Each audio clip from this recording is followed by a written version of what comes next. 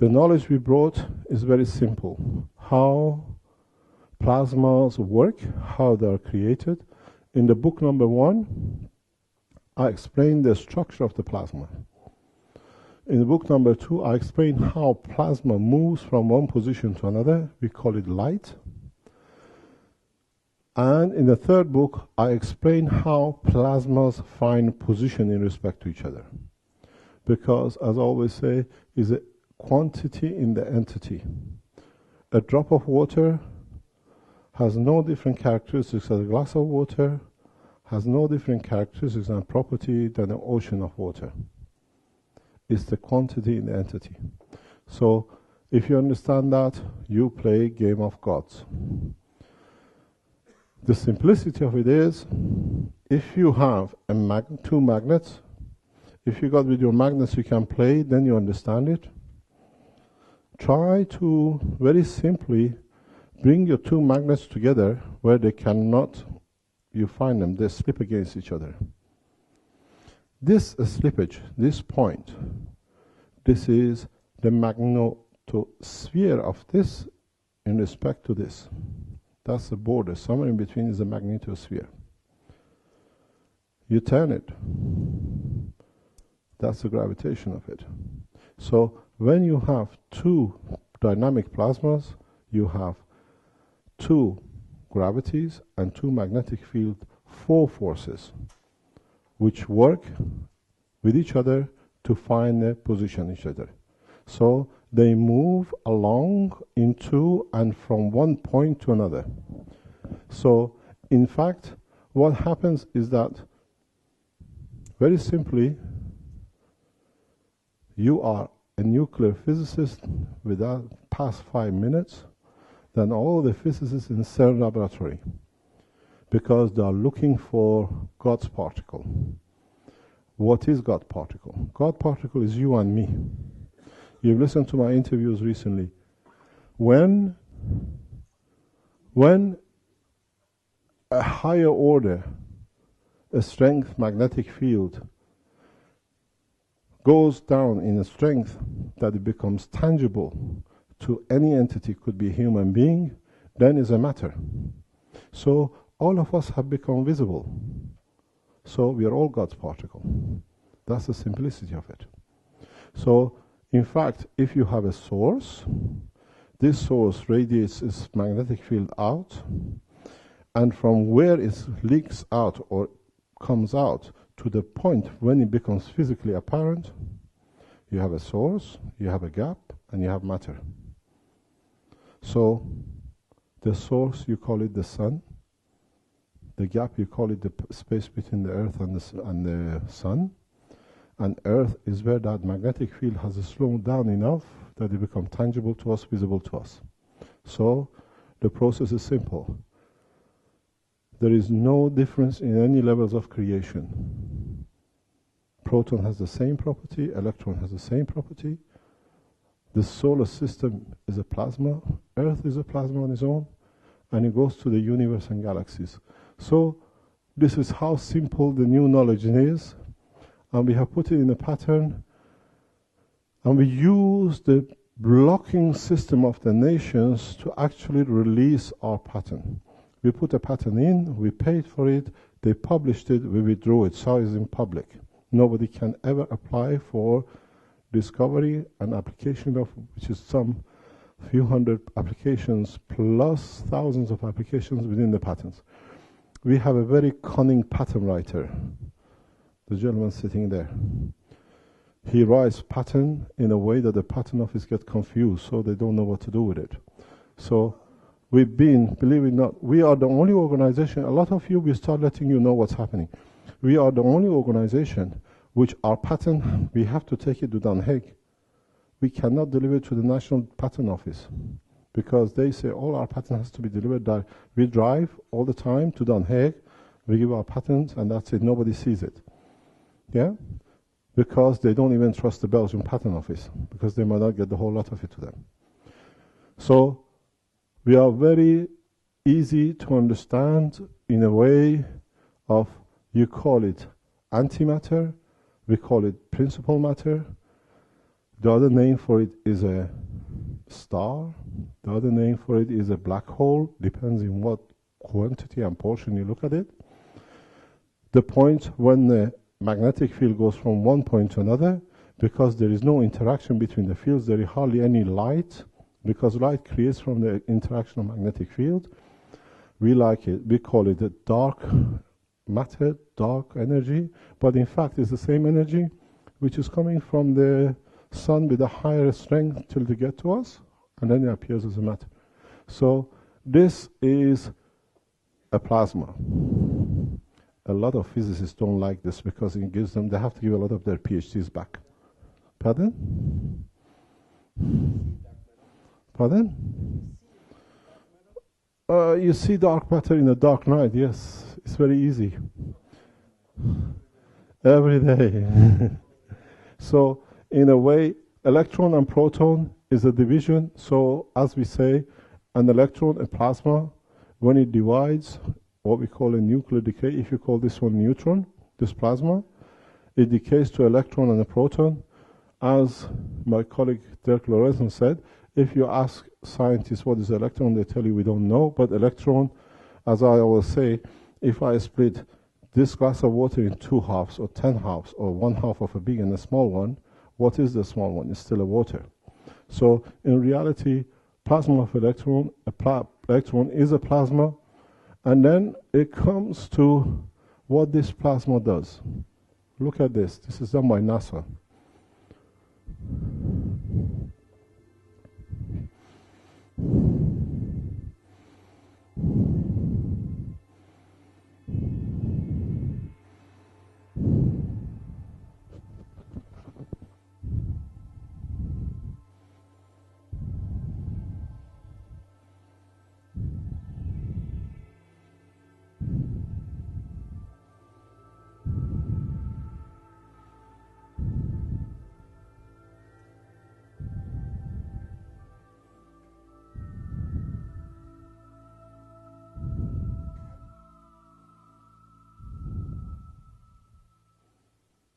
Look at the date on the side.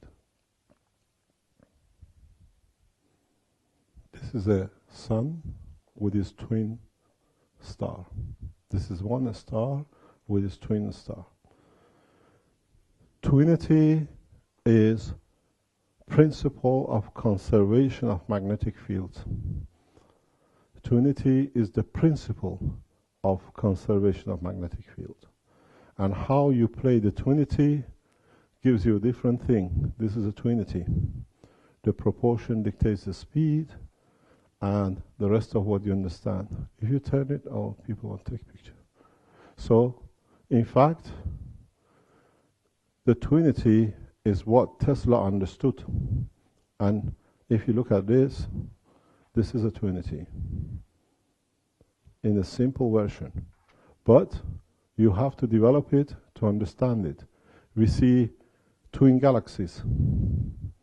This is from NASA. You see the connection in so many ways. Just about, if I ever learn to use this. You see this line here? This is a magnetic dust. So twinity is not exclusivity of electron and a proton or stars, it's galaxies. And surely we have twinity universes, but it's beyond our understanding at this moment of time. You have twin stars. How do they become twin? Why do they need to become twin? How the twinity comes? You have magnetic field. The south pole of one has to connect with north pole of the other one, and the north pole of the other one has to connect to the other one. Change the terminology, physics become very interesting. Just change it. Call it entry pole and exit pole. What magnetic field comes out of one pole, which is the exit pole, has to go somewhere. It finds its path through its twin. And that's the simplicity of it. Now they call it one wave and another. The two scientists and all the formulas we watched this afternoon, speaking, one they did the other half and the other one did the other half. Which one is correct? One, one has measured this one, and the other one has measured that one. And they both claim they're right. They're right. So this solves the mystery of listening 4 hours this morning. Both scientists are right, because one is measuring one north to south pole, and one measures one south north pole. Magnetic field do not move unless there is a gradient differential. Depends where you sit in it, and then you can dictate what you want out of it. It's a very simple process. You put your entry, you put the rest, and then you decide where in the center you're going to sit. If you sit here near the bigger brother, you can absorb more of the field, what's on the motion. Redefine energy, then it's become very easy. In the principle of twinity, the ratio, the shape, the structure, the size, and the amount of different strength magnetic field content of the entity dictate the position and the speed of rotation of the twins in respect to each other. Professor Miles explained to you earlier on that the same thing, but in a scientific way. I'm an engineer, he's a mathematician. So they say if one is increasing, the other one. That's why I especially asked that question for him to clarify it. So proton is bigger, electron is smaller. The distance and the amount of magnetic gravitational field inside them dictates the speed. Addition to it is the position in respect to each other decides if the electron goes clockwise or anti-clockwise. In the new book which is coming out with Mr. Laurissen's doing the, what do you call it, the pictures for it, we explain how Venus is going clockwise because it's just to do with its position in respect to the sun. It's got that rotation. No meteorite has ever hit it. I explained it in the new book. And it's the same why Uranus goes on its vertical axis. It's all to do with the quantity, position of magnetic fields in respect to each other. A lot of people say we have the 4 seasons on Earth because of our tilted degree. If you understand and run reactors the way I do, you understand we are on the process of a vibration to take the position of Venus. The angle comes, the system goes violent, it shakes everything off itself, and because it moves to a new position, it will go clockwise. There is no difference in the world of creation. This is all explained in the new book. You have the rain, which comes from Earth with the rainwater, steam goes up, cools down, rains back down, we have a rain. The same process happens in the world of plasma of a solar system. The material goes up, the gravitational center pulls, you call it Saturn, whatever. Because we have such a short life, we think they're always in that position. But as they lose their gravitational magnetic field strength, they get attracted by the stronger pole, which is the sun, which is 85–90% of the total mass. So we are just thinking we are forever here. Very soon we go back to Mother and we rain back on in different form in the next few billion years. So you understand how we come and how the things happen. It says, fundamental principle of thought, the speed of rotation of the plasma of electron is dictated by amount of magnetic field which are transferred from the large twin plasma of the proton to the plasma of smaller twin plasma of the electron. So, for the first time, you understand a lot of things about the behavior of the plasma of electron. But if you ask me, how do I know these things? I have several reactors. I can mimic the condition. I was talking to somebody very recently. He said, you have a very sophisticated lab. You built yourself a very good one. Huh? So, to see this, you have to understand. Then, you have to be very simple. Put something between the two. If you move it to the bigger part, you absorb a bigger energy. If you move it to the smaller part, you absorb less of. But depends where the cross point is. So, in reality, a lot of people tell me, we didn't make that. That's a picture of one of the reactors we built and it's been tested. Built in Bruges, material cut for us in Holland, and assembled here in Belgium. We spend a lot of money doing it, and it's very nice how he operates. We learned a lot from this. So, in a way, now, all you do, replace the big sun with a small one and make your reactor to be the new sun, the smaller brother. You see what happened? Things don't change. Now we have the knowledge to create plasma within this reactor to behave as any other entity in the universe. Has gravity, has magnetic field, and in a simple way, it becomes part of the setup. So, you see what happens. You have a sun, you put the reactor in the middle somewhere, and then you have the Earth. The polarity, one has to come, one to go. Not all the fields of the sun will go through the reactor, but what is needed. As Professor Mar said to us earlier, depends what is in the environment. You want more energy on Earth, you move your reactor further closer. You want the other way, you do it the other way. So, this is what we call SPS system. This is the space power supply system. This system will be operational within a matter of few months. You ask us, where is our energy unit? Two reasons. If we put this reactor on the planet, governments will have control over it. These systems will stay. This is the first time we announced this about 2, 3, more than 4 months, 5 months. If you've been to my lectures, I speak about if you have a double mobile, you can have everything you like. The people who have been to my lectures, they know what I'm talking about. Through this system, this is dream of Tesla in so many ways. But he needed as Professor Mark told us, he needed a power plant, oil. He needed something to create that energy that he could transmit. Now we have the plasma technology knowledge, we sit in the plasma of the universe. And because our fields, very much like these poles, are matching, we can transmit to any position on Earth. You can pick energy anywhere within the solar system and beyond, and you don't need to burn anything. All you need to do is to be able to pass, hold, and create the same amount of energy. You're in the South Pole, in the North Pole, you have a party, it's a Christmas, everybody New Year celebrates, the whole world can have as much as they like at the same time. These systems are on trial now, and the latest one we will show on the 14th. You will see a full display of the energy transfer through plasma. You don't need connections. The plasma stands up. Oh, sorry. The plasma holds its position, and in holding its position, it will transfer its energy to 3 or 4 more at the same time. This is not a dream, this is a practicality. I tried to have it ready for today, but it was impossible. Secondly, I have to inform you, we cannot show anything in Belgium.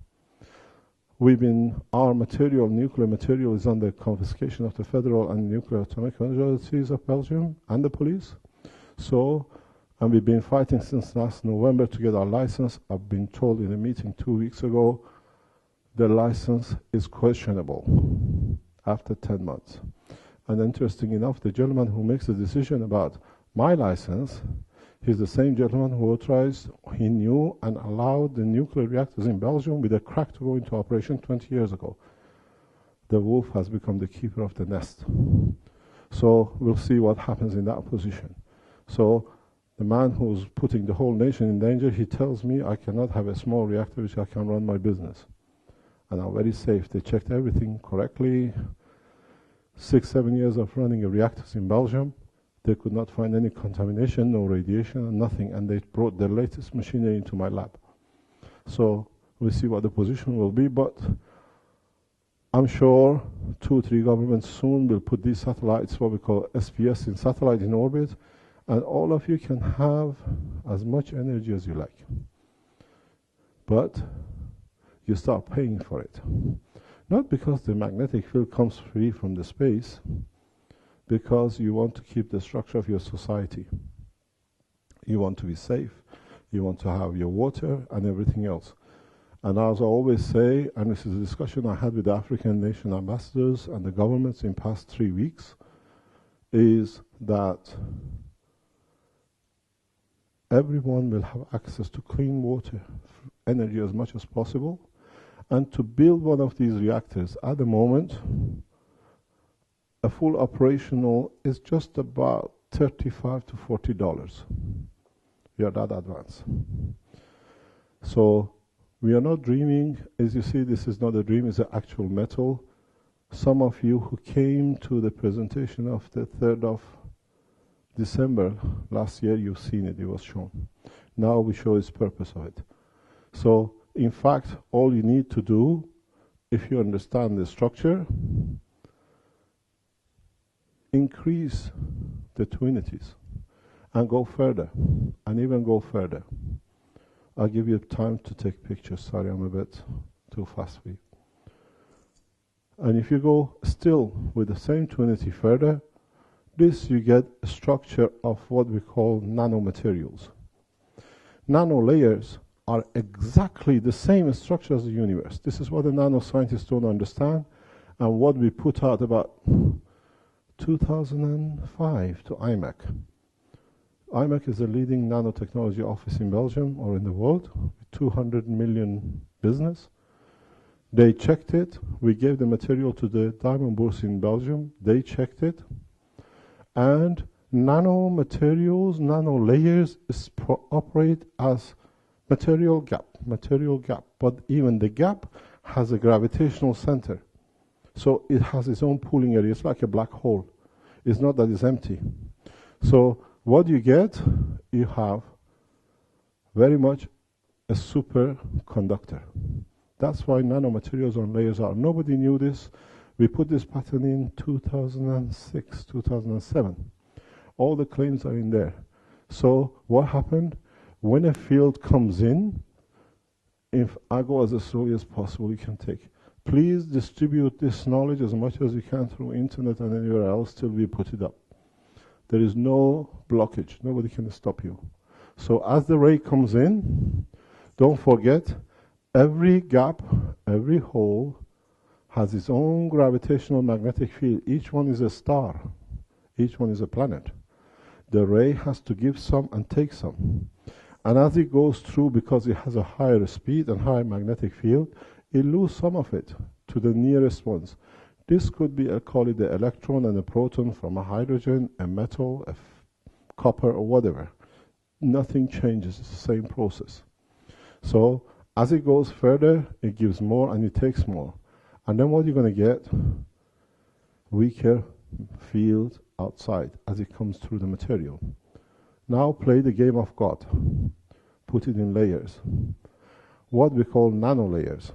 The same property of magnetic field between the atoms, the structure stays, but now it goes between the layers. Call these nanolayers. We know nanolayers are capacitor. For the first time we can show it. How? Because we explained it and done it before.